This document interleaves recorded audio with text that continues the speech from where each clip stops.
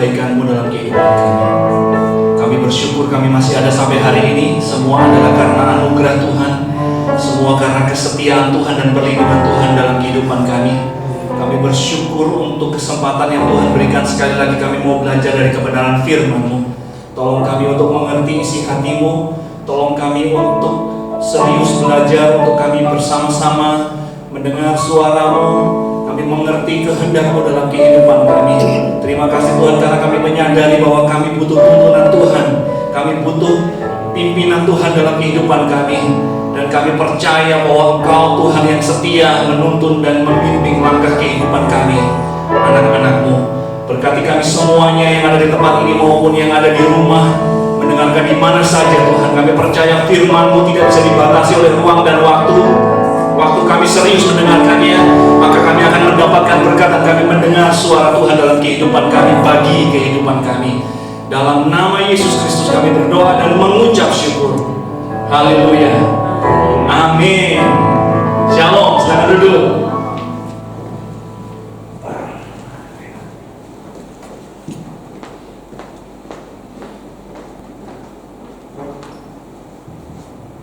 Ya, puji Tuhan, selamat pagi. Terima kasih kembali kesempatannya yang diberikan kepada saya. Pagi hari ini kita akan belajar mengenai satu hal yang sangat populer. Satu hal yang sangat populer yang menjadi pertanyaan banyak sekali anak-anak Tuhan dalam kehidupan perjalanan imannya. Dan sering sekali orang bertanya kepada saya juga, bagaimana menemukan kehendak Tuhan. Jadi saya beri judul tema khotbah saya pada pagi hari ini, Biblical Map on Finding God's Will.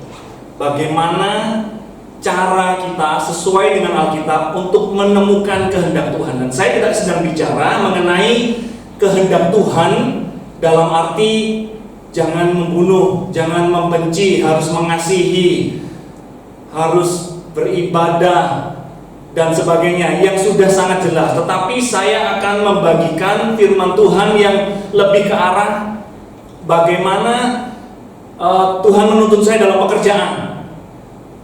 Anak muda bertanya kepada saya, siapa akan jadi jodoh saya? Dari semua tawaran yang saya ada, yang mana kehendak Tuhan dalam kehidupan saya? Ke kota mana saya harus pergi? Pelayanan apa yang saya harus ambil? Jadi hal-hal kehendak Tuhan dalam kehidupan praktis kita sebagai anak-anak Tuhan yang seringkali menjadi pertanyaan.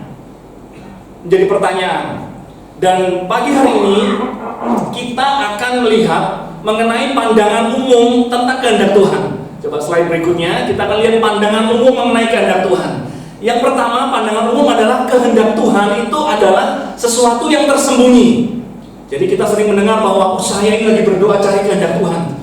Mana yang menjadi jalan Tuhan dalam kehidupan saya? Kira-kira jenis pekerjaan apa atau profesi apa yang perlu saya tekuni? Saya cari kehendak Tuhan. Jadi seolah-olah kehendak Tuhan itu sesuatu yang tersembunyi. Kalau saya mau gambarkan, kurang lebih sama seperti misalnya saya taruh door prize di salah satu kursi kita.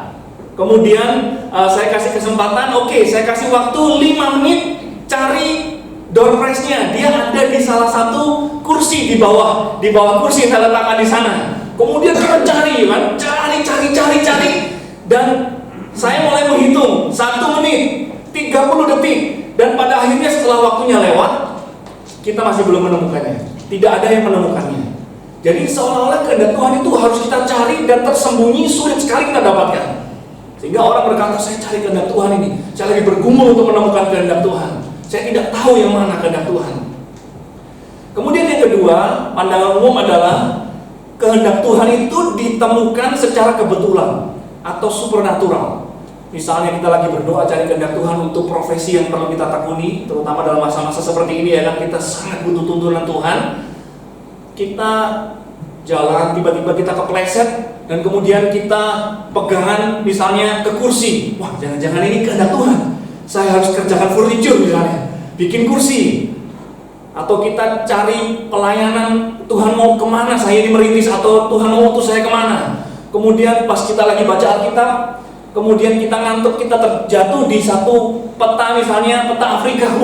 Afrika ini kehendak Tuhan buat saya. Jadi seolah-olah kehendak Tuhan itu datang secara kebetulan atau supernatural terjadi. Seperti misalnya kita mendengar suara berbisik, kamu harus pergi ke Irian. Jadi kita tunggu suara seperti itu.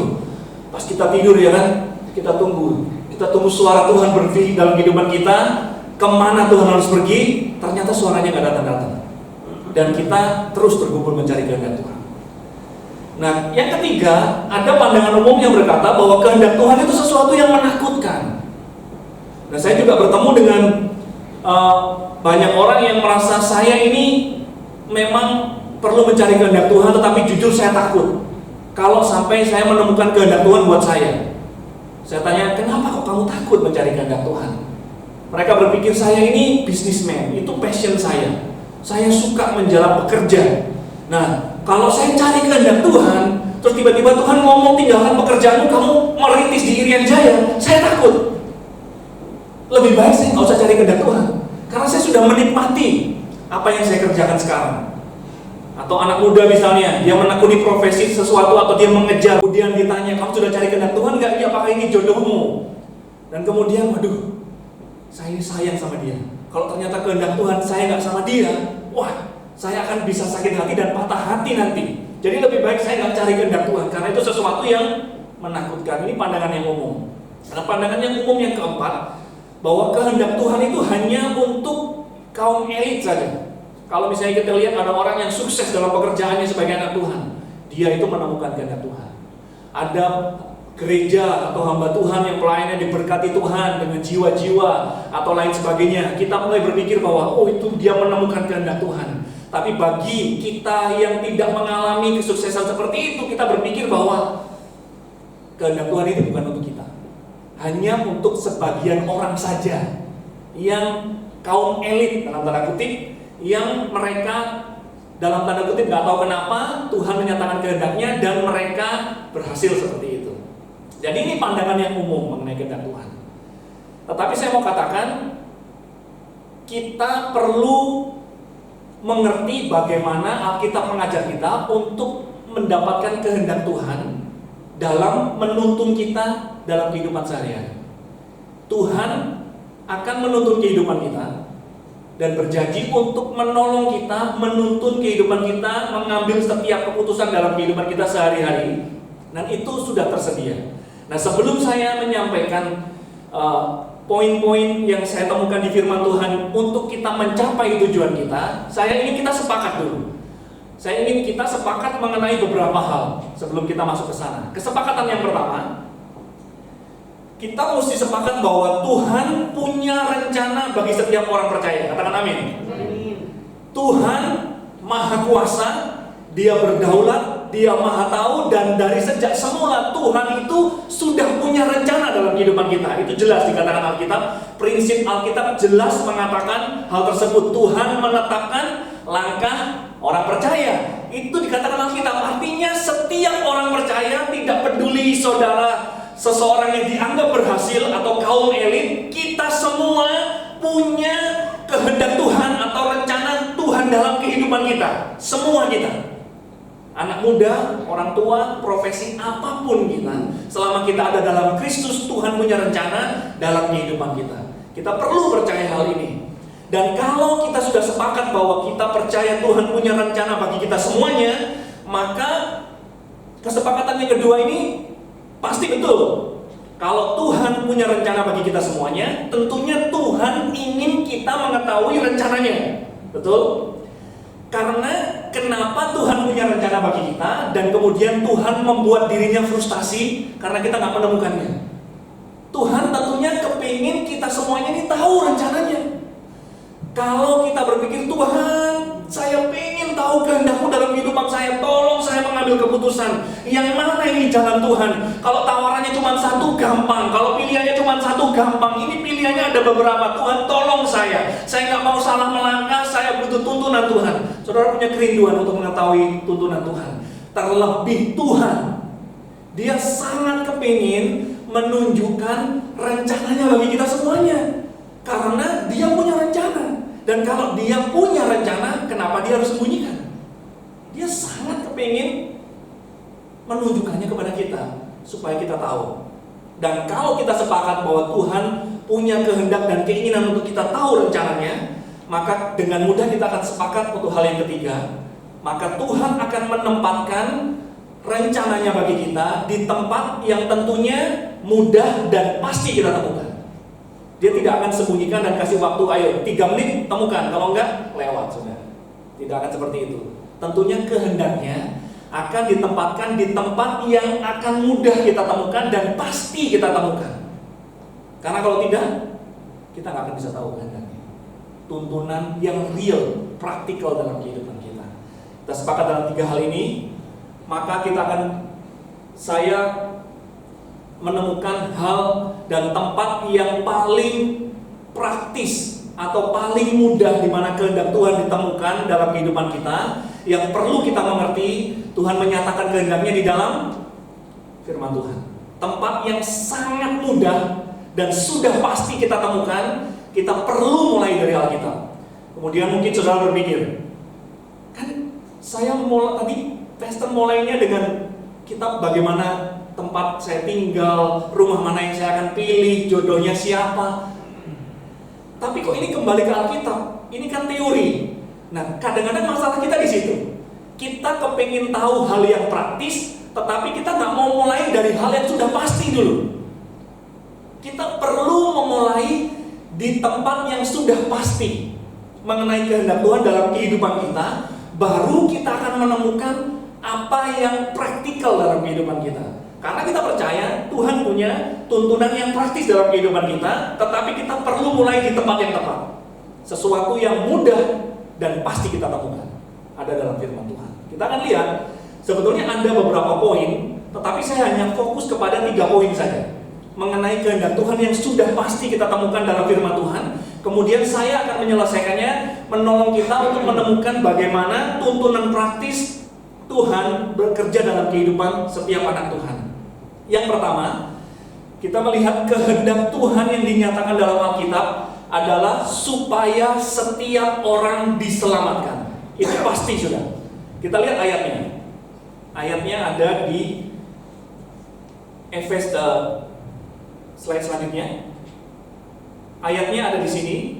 Itulah yang baik dan yang berkenan kepada Allah, juru selamat kita, yang menghendaki supaya semua orang diselamatkan dan memperoleh pengetahuan akan kebenaran. Jadi kehendak Tuhan bahwa semua orang mengalami keselamatan, itu sudah pasti. Jadi kalau kita belum mengalami keselamatan, atau kita belum menerima keselamatan, atau kita tidak ada di dalam Yesus, maka kita tidak bisa berharap Tuhan menuntun kehidupan saudara dalam rangka praktis kehidupan. Tidak ada janji tuntunan Tuhan dalam kehidupan saudara yang tidak ada dalam keselamatan. Karena Tuhan berjanji Dia menuntun mereka yang ada di dalam Dia.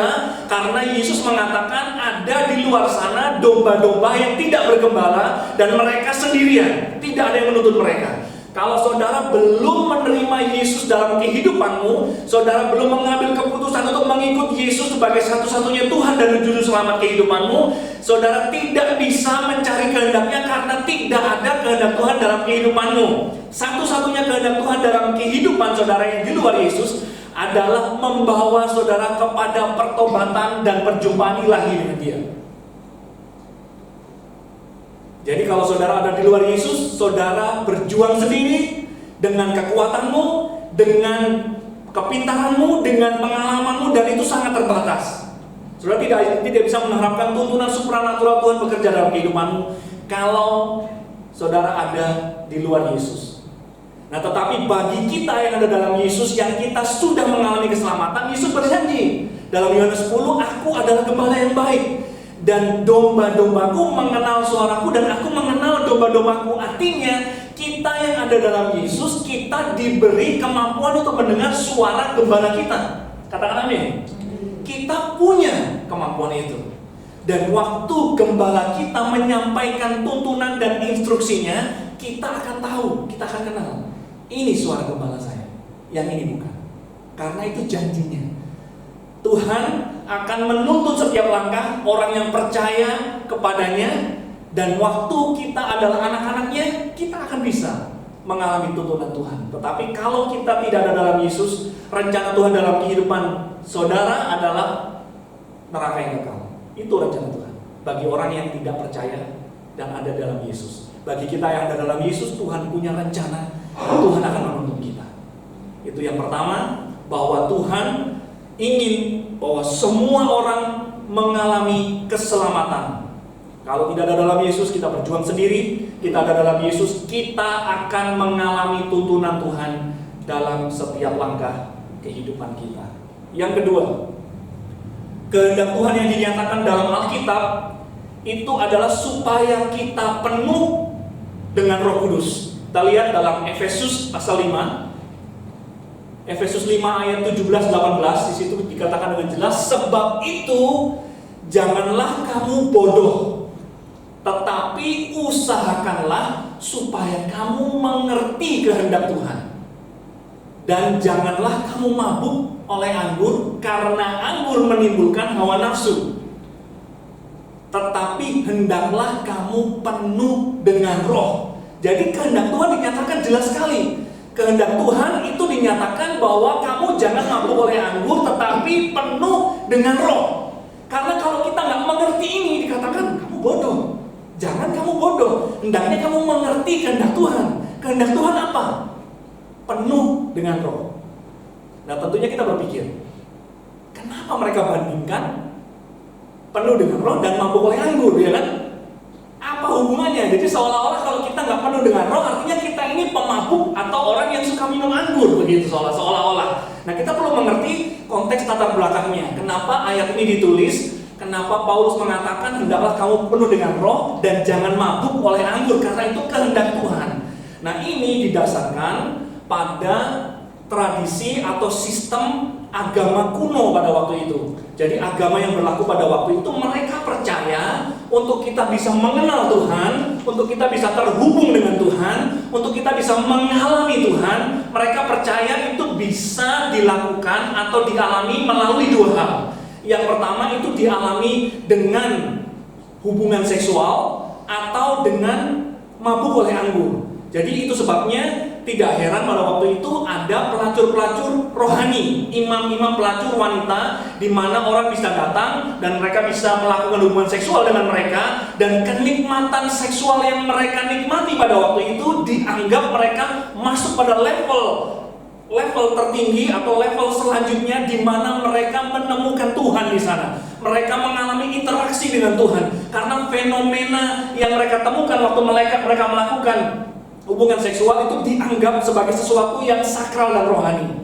Kemudian yang kedua, mereka percaya waktu mereka mabuk oleh anggur, mereka mengalami satu fantasi. Mereka ada dibawa kepada satu dimensi yang lain, sehingga waktu mereka mengalami itu, mereka seolah-olah terhubung kepada alam yang lain. Dan itu yang mereka percaya. Sistem keagamaan kuno pada waktu itu. Itu sebabnya Paulus menulis, jangan kamu mabuk oleh anggur. Kamu perlu tahu kehendak Tuhan.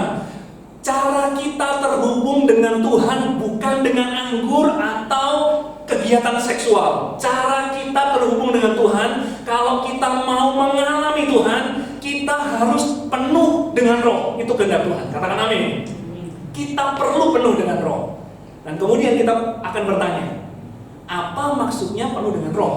Ya kan? Kita perlu mengerti apa maksudnya penuh dengan Roh.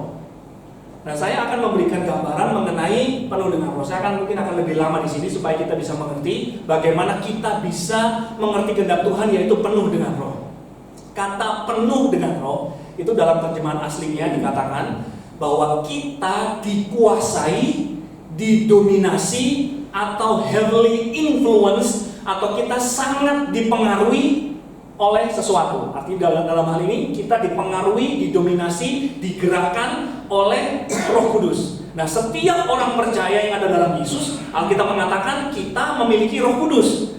Kita punya Roh Kudus dalam kehidupan kita. Tetapi masalahnya, seseorang yang memiliki Roh Kudus dalam kehidupannya itu tidak memiliki kesadaran yang sama. Betul?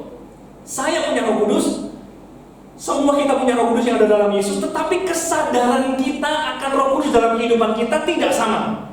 Itu sebabnya ada seseorang yang kalau mengalami masalah dia tetap kuat. Ada seseorang yang mengalami masalah, kesulitan, tantangan yang sama, dia tetap bertahan, tetap sukacita, tetap damai sejahtera. Kenapa? Apakah karena Tuhan lebih hebat dalam kehidupannya? Tidak. Karena kesadarannya akan hadirat Tuhan dan Roh Kudus itu lebih tinggi daripada yang lain. Padahal Roh Kudusnya sama, kuasanya sama, penyertaannya sama, kesadaran kita berbeda. Kita tidak sepenuhnya dikuasai, dikendalikan, dan diinfluence atau dimotivasi, digerakkan oleh Roh Kudus dengan level yang sama. Itu masalahnya. Nah, kita perlu mengalami hal ini. Sebagai orang percaya, ini kehendak Tuhan. Untuk kita mengalami Tuhan, untuk kita bisa terhubung dengan Tuhan, kita perlu digerakkan, dikuasai, didominasi hidup kita dengan Roh Kudus. Itu kehendak Tuhan. Nah, apa maksudnya? Saya akan menggambarkan kata penuh dengan Roh Kudus atau didominasi ini dengan beberapa cerita yang akan menolong kita. Nah, kita dalam hidup ini sangat pintar mengendalikan situasi, ya kan? Kita berusaha mengendalikan situasi. Bahkan dalam situasi yang tidak terkendali seperti hari ini, kita pun dengan berbagai macam cara kita berusaha mengendalikan situasi supaya timbangannya itu balance gitu ya. Jangan terlalu miring ke kanan, jangan terlalu miring ke kiri, tetapi kita usahakan balance. Dan kita ahli dalam hal ini. Tetapi ada satu peristiwa, atau Tuhan kadang-kadang izinkan peristiwa-peristiwa dalam kehidupan kita yang timbangannya ini mau tidak mau berat ke kanan atau berat ke kiri. Saya kasih contoh. Misalnya dalam hal gembira atau sukacita, ya. Satu kali misalnya saudara belanja ke Hypermart atau ke Giant. Kemudian waktu saudara belanja, di situ ditawarkan, ini ibu atau bapak, bapak dapat ini 5 kupon undian yang hadiahnya totalnya misalnya 10 miliar. Hadiah utamanya uang tunai 1 miliar misalnya, seperti itu ya, atau uang tunai 5 miliar. Dan kemudian saudara berpikir, nggak ada salahnya lah saya isi, toh sudah dapat, ya kan. Saudara ambil waktu 5 menit isi data-data, kemudian saudara masukkan. Nah, saudara lihat di situ, waduh, kotaknya ini isinya ribuan, ini puluhan ribu. Dan saudara cuma masukin 5, kemungkinannya kan sangat kecil sekali. Dan saudara mungkin tidak berharap bahwa saudara akan mendapatkannya. Kemudian 2 bulan kemudian tiba-tiba ada telepon, Pak, ini kami dari Hypermart. Bapak berapa bulan lalu masukkan undian dan kemarin kita undi, Bapak mendapatkan pemenang pertama, hadiah utama uang tunai sekitar 5 miliar. Jumlahnya 5 miliar. Apa yang terjadi? Rasa sukacita dan happy kita langsung ya kan? Langsung kita langsung tinggi begini. Waduh, anak kita rewel, kita nggak khawatir, ya kan? Kita nggak pusing. Jalan macet, kita nggak pusing. Kita langsung happy.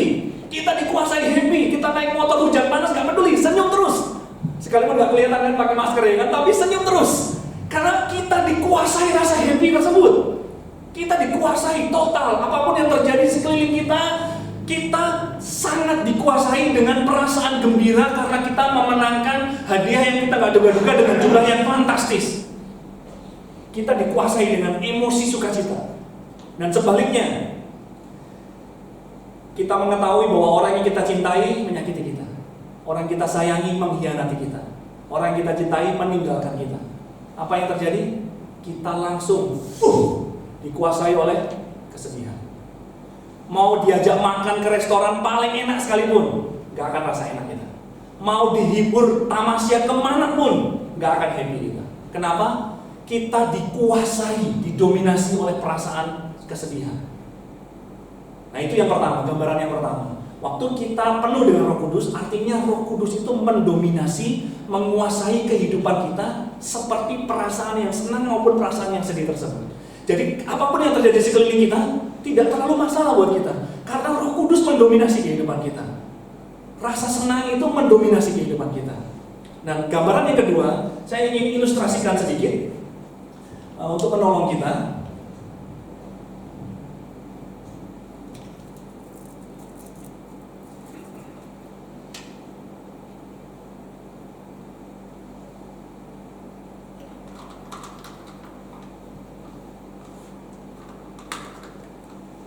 Nah,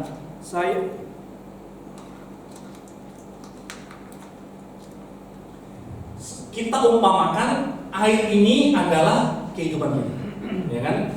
Ini adalah kehidupan kita, dan kemudian waktu kita percaya kepada Yesus, kita ada di dalam Yesus. Alkitab berkata bahwa kita memiliki Roh Kudus dalam kehidupan kita. Nah, saya akan ambil ini, kita akan umpamakan dia sebagai Roh Kudus.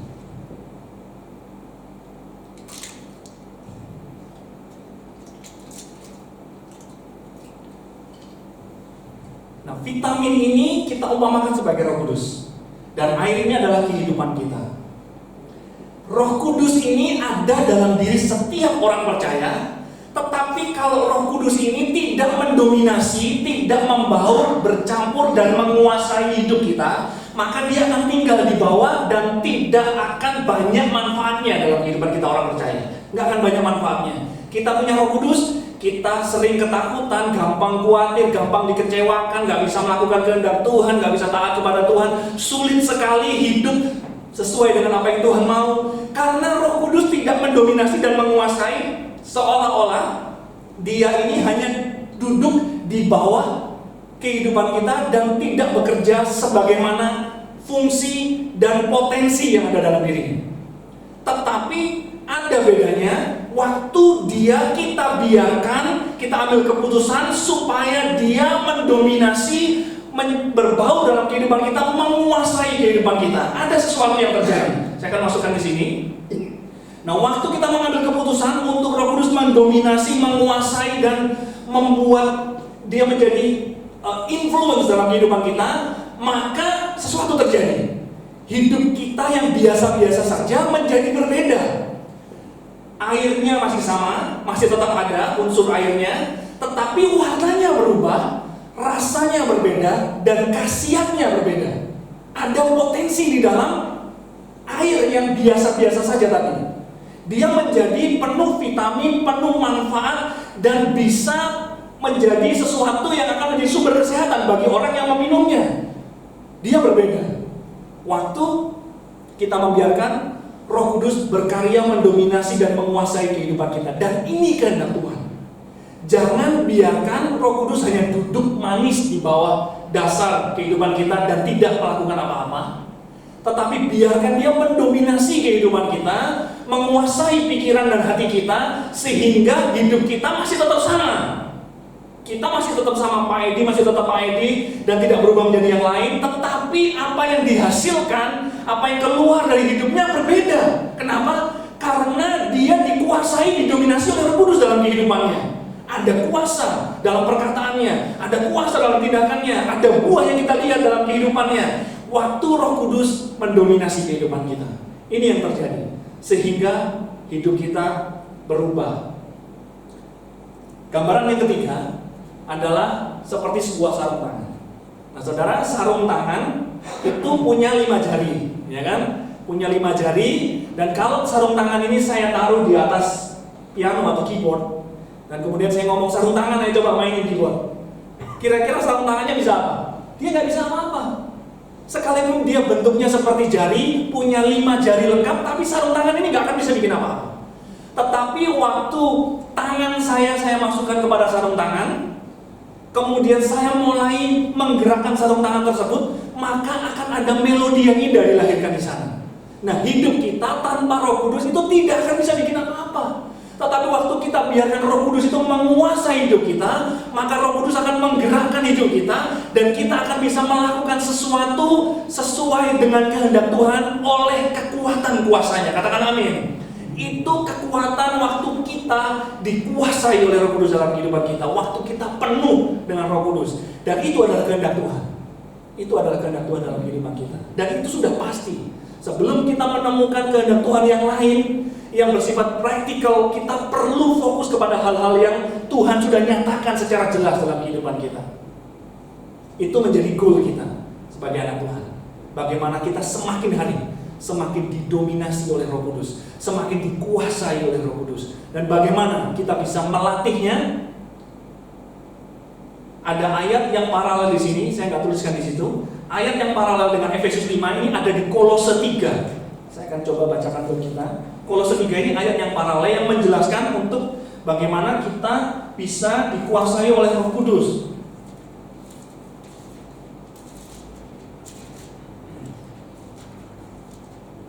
Kolose 3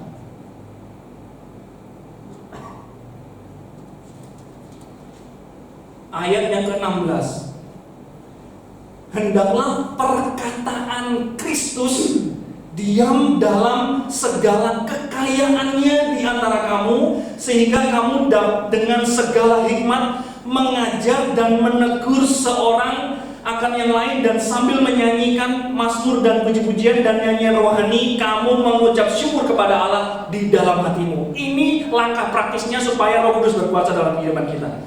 Perkataan Kristus harus diam di antara kamu dengan segala kekayaannya. Artinya apa? Kita perlu bergaul dengan firman dalam kehidupan kita.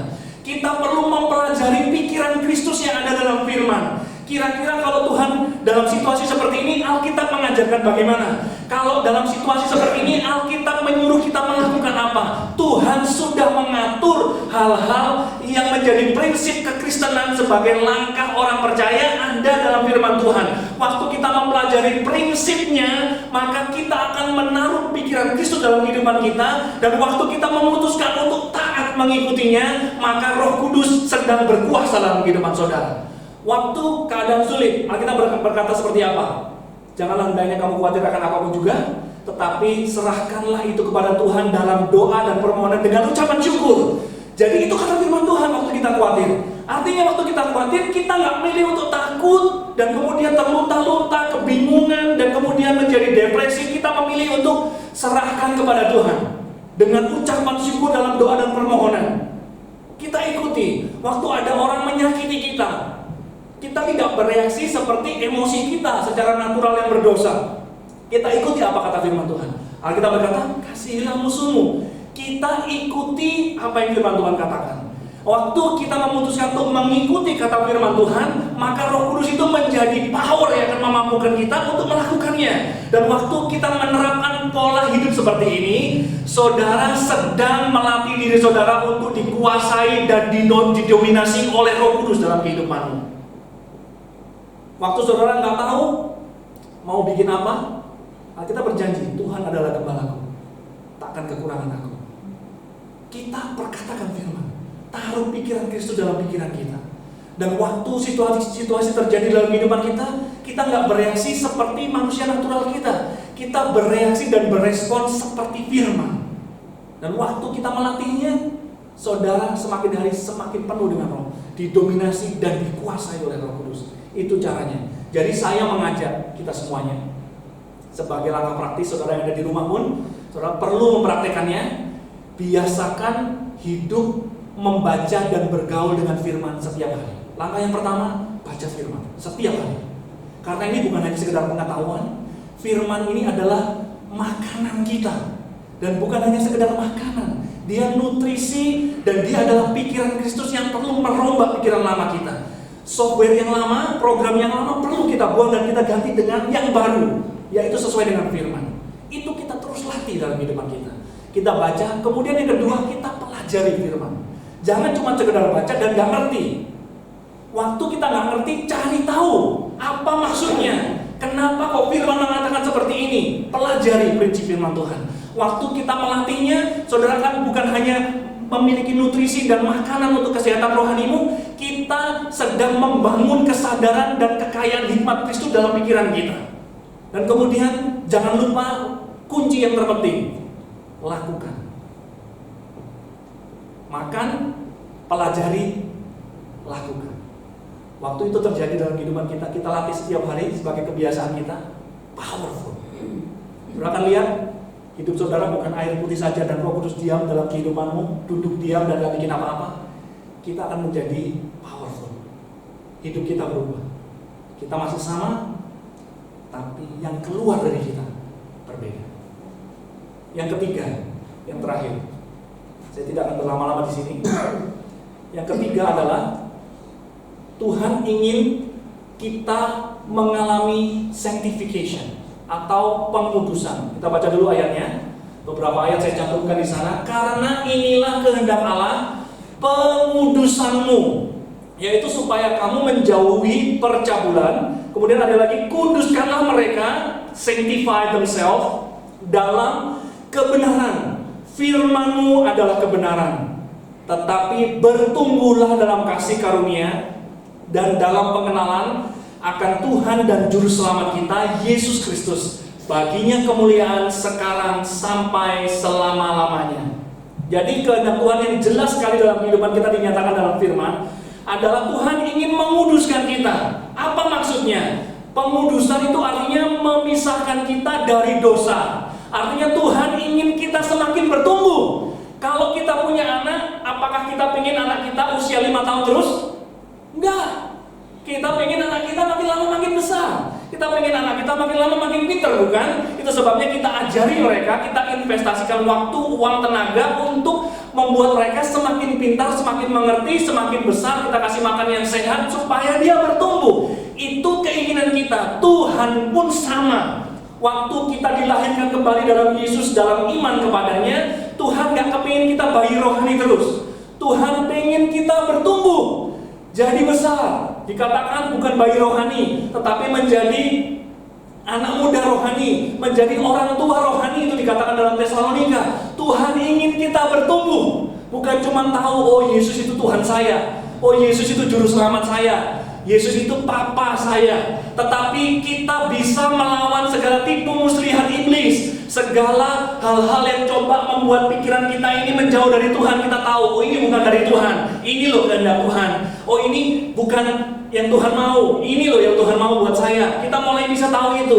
Dan pada akhirnya kita bukan hanya tahu tentang firman, kita kenal siapa yang tulis firman. Sehingga apapun yang terjadi tidak masalah. Saya kenal siapa yang tulis firman dalam kehidupan saya.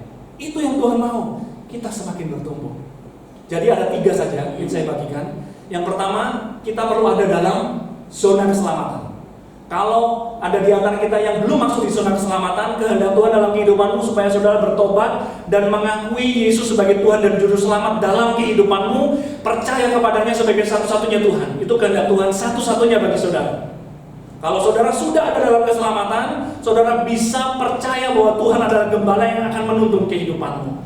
Dan yang kedua, Tuhan ingin kita didominasi, dikuasai, dan digerakkan sepenuhnya oleh Roh Kudus. Membangun kesadaran akan hadirat Tuhan dan kuasa Roh Kudus yang memimpin kehidupan kita. Artinya dikuasai oleh firman Tuhan. Firman ini pengetahuan yang ada di kepala, Roh Kudus adalah power yang akan memampukan kita untuk melakukannya. Gitu. Powernya kita sudah punya, ininya belum. Makanya kita perlu membiasakan firman dalam kehidupan kita sehari-hari. Yang ketiga, Tuhan ingin kita terus bertumbuh. Jangan kerdil kanak-kanak rohani. Terus bertumbuh, terus bertumbuh. Caranya apa? Firman. Kuduskanlah mereka, sanctify themselves in the truth. Firman-Mu, your word is the truth. Karena waktu kita membangun hidup kita di atas firman, kita semakin bertumbuh, semakin bertumbuh. Firman Tuhan dikatakan adalah makanan. Yesus berkata, manusia bukan hidup dari roti saja, tetapi dari setiap firman yang keluar dari mulut Allah. Ini adalah makanan. Bagaimana anak kita bisa bertumbuh? Bukan kekuatan kita yang membuat anak kita jadi besar. Bukan kekuatan kita membuat bayi itu jadi besar. Nggak bisa kita. Yang kita bisa lakukan adalah kasih makan. Cuman itu saja. Kalau kita kasih bayi itu makan terus, makanan yang bergizi, dengan sendirinya kekuatan Tuhan yang akan membuat dia bertumbuh. Kita pun sama. Pertumbuhan rohani itu bukan pekerjaan kita, tetapi memberi diri kita makan itu tanggung jawab kita. Makan firman. Waktu kita makan, kita akan bertumbuh di sana. Nah, sekarang sampai di sini saudara pasti akan bertanya-tanya terus, mana ini kehendak Tuhan yang praktis? Bagaimana caranya? Saya bisa tahu 5 rumah semuanya bagus, yang mana saya mesti pilih kehendak Tuhan? Karena saya pengen ikuti kehendak Tuhan. Pekerjaan mana yang Tuhan mau buat saya? Saya akan bawa kita kepada satu ayat. Saya akan menutup di sini, dan ini akan menjadi ayat yang favorit buat kita, yaitu di dalam Mazmur 37 ayat 4. Dan bergembiralah karena Tuhan, maka Ia akan memberikan kepadamu apa yang diinginkan hatimu. Dan bergembiralah karena Tuhan, maka Ia akan memberikan kepadamu apa yang diinginkan hatimu. Ayat ini tidak berarti bahwa Tuhan akan memberikan semua yang kita mau, kan itu artinya. Tetapi yang pertama, ayat ini berkata, bergembiralah karena Tuhan. Kalau saya sudah diselamatkan, kalau saya hidup dikuasai, dipimpin, dimotivasi dan digerakkan oleh Roh Kudus dalam kehidupan kita, dan kemudian saya hidup dalam fokus untuk saya semakin bertumbuh di dalam Tuhan, semakin memisahkan diri dari dosa, kira-kira apakah saya bergembira karena Tuhan? Apakah kira-kira Tuhan itu menjadi kegembiraan saya? Ya. Kalau kita melakukan itu dan fokus hidup kita mengarah ke sana, Tuhan adalah kegembiraan saya. Dan waktu itu terjadi dalam kehidupan kita, dikatakan Ia akan memberikan kepadamu apa yang diinginkan hatimu. Ayat ini berarti seperti ini, God will make you want what He wants for you. Tuhan akan membuat kita kepingin sesuatu yang Tuhan inginkan bagi kita. Itu maksudnya. Jadi saya ulangi lagi ya. Waktu kita fokus kepada 3 hal yang tadi, kita bergembira karena Tuhan. Waktu kita bergembira karena Tuhan, yang saya inginkan apa? Keinginan Tuhan. Yang saya mau apa? Kemauan Tuhan. Tuhan akan taruh keinginannya dalam hati kita. Tuhan akan taruh apa yang Tuhan mau buat kita dalam hati kita. God will put His desire in your heart. Tuhan akan taruh kerinduannya buat kita dalam hati kita. Nah, saya akan ceritakan sesuatu mengenai hal yang sering ditanyakan kepada saya. Kenapa kok kamu mau jadi hamba Tuhan? Nah, baru kemarin saya juga ada orang bertanya, dengan skill yang kamu punya, kenapa kok kamu mau melayani Tuhan? Kamu kan harusnya bisa menghasilkan lebih banyak uang di area atau bidang yang lain. Nah, saya katakan sangat simpel, karena saya nggak kepingin yang lain. Saya cuma pengen melakukan ini. Kebahagiaan saya yang tertinggi waktu saya melakukan ini. Kepuasan hidup saya yang tertinggi waktu saya melayani Tuhan. Itu simpel sekali. Artinya begini, tidak ada jumlah uang dalam dunia ini yang membuat saya melakukan yang lain. Nggak ada. Karena ini yang pengen saya lakukan. Sesuatu yang Tuhan taruh dalam diri saya. Waktu saya diselamatkan, saya memfokuskan hidup saya untuk dikuasai oleh Roh Kudus dalam kehidupan saya, dan saya fokus untuk saya bertumbuh di dalam iman. Tuhan taruh keinginannya dalam diri saya. Tuhan taruh. Dan waktu saya tahu bahwa ini adalah kebahagiaan saya, tidak sulit bagi saya untuk mengambil keputusan, saya mau melayani Tuhan. Karena Tuhan taruh keinginannya dan rencananya bagi saya dalam kehidupan saya. Jadi langkah pertama, fokuslah kepada 3 hal tadi yang Tuhan sudah pasti tunjukkan buat kita. Waktu kita lakukan itu dan hidup kita mengarah ke sana, maka Tuhan akan taruh kehendaknya dalam kehidupan kita. Jadi yang mana kehendak Tuhan buat kita dalam langkah praktis kehidupan kita? Apa yang saudara inginkan, yang Tuhan taruh di sana. Karena waktu kita dikuasai Roh Kudus, digerakkan oleh Roh Kudus, saudara akan menginginkan apa yang jadi keinginannya, dan Tuhan akan taruh di situ. Nggak perlu takut, janji pimpinan Tuhan itu nyata, dan Tuhan tidak akan menyembunyikan kehendaknya. Karena waktu saudara mencari kehendaknya, Tuhan terlebih ingin menunjukkan kehendaknya. Fokus pada 3 hal ini, maka saudara melihat akan ada sesuatu yang Tuhan pakai untuk menunjukkan ini loh jalannya. Waktu saudara fokus ke sana, akan ada sesuatu yang Tuhan lakukan. Ini loh pintunya. Waktu saudara fokus ke sana, Tuhan akan nyatakan ini loh orangnya. Dan setiap orang mengalami pengalaman yang berbeda-beda. Tetapi satu hal yang saya tahu pasti, Tuhan akan taruh tuntunan dan pimpinannya dalam hati saudara. Waktu kita fokus ke sana, saudara nggak perlu takut, saudara percaya bahwa Tuhan kita adalah Gembala yang baik. Tuhan akan tolong kita di masa-masa ini. Kalau saudara harus ganti profesi, Tuhan akan tunjukkan profesi apa yang harus kita tekuni. Kalau Tuhan mengatakan dan Tuhan taruh dalam hati kita harus tekuni profesi yang sama sekalipun kelihatannya nggak mungkin, Tuhan akan buka jalan buat kita. Karena itu janji pemeliharaannya. Tetapi fokus kepada hal yang terpenting, hal yang jelas. Jangan terbalik. Kita berusaha cari Tuhan, kita nggak fokus ke sini. Kita miss poin yang terpenting. Waktu kita ada di poin yang terpenting, maka Tuhan akan nyatakan tuntunannya dalam kehidupan kita. Tidak sulit ditemukan, pasti kita bisa dapatkan. Amin. Kita tundukkan kepala, kita berdoa. Haleluya. Bapa dalam surga, pagi hari ini kami datang kepadamu Tuhan. Kami menyadari keterbatasan kami, kelemahan kami. Kami tidak bisa melangkah Tuhan dalam kehidupan kami tanpa Engkau. Seringkali kami bersandar pada logika, pengertian kami, pengalaman kami, dan kemampuan kami. Dan itu seringkali mengecewakan kami. Tetapi pagi hari ini kami belajar bahwa Tuhan, Engkau punya rencana dalam kehidupan kami.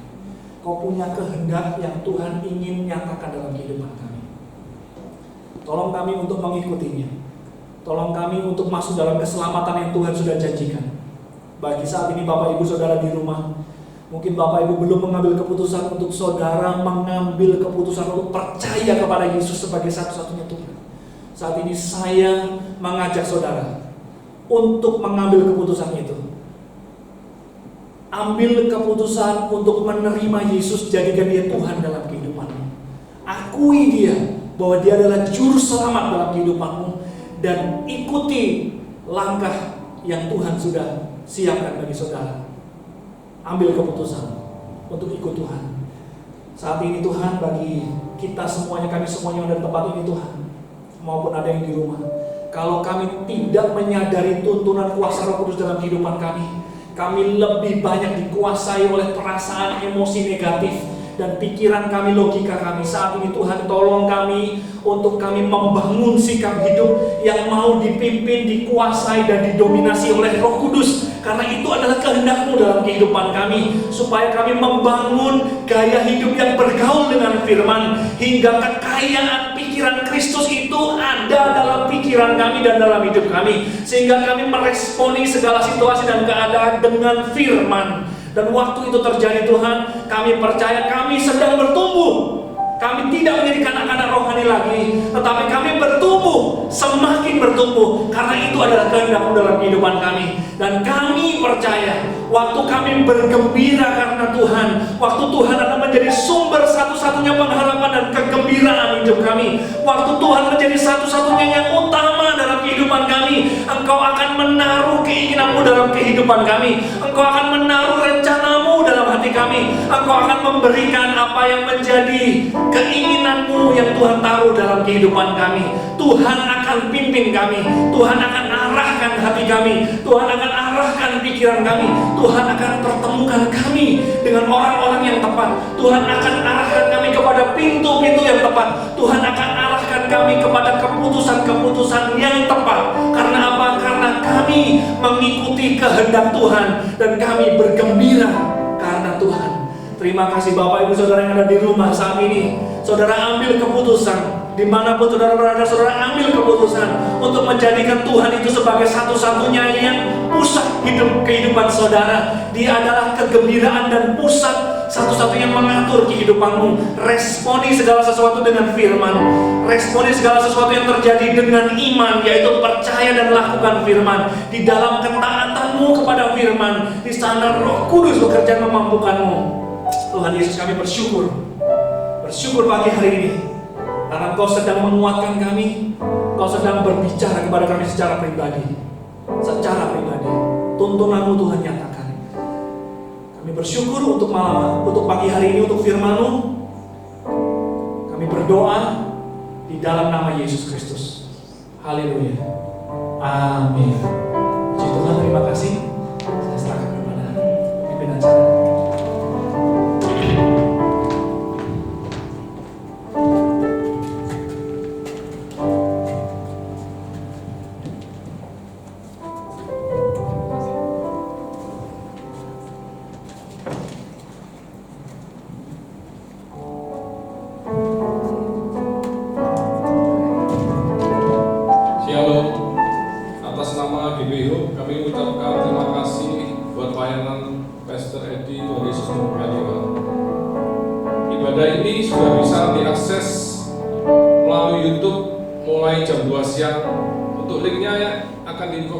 Melalui grup WA.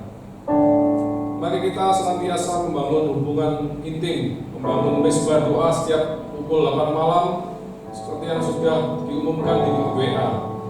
Ajak anggota keluarga untuk membangun hubungan dengan Tuhan.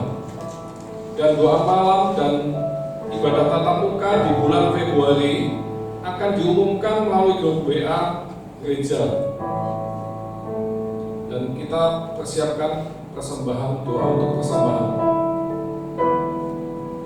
Bapa di dalam surga, terima kasih Tuhan Yesus. Kami ucap syukur atas segala berkat-Mu Tuhan, berkat keuangan yang masih mempercayakan pada setiap kami Tuhan Yesus.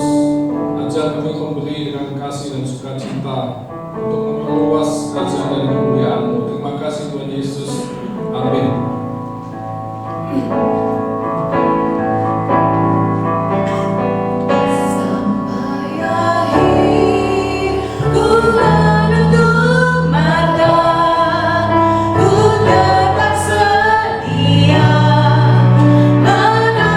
Janjimu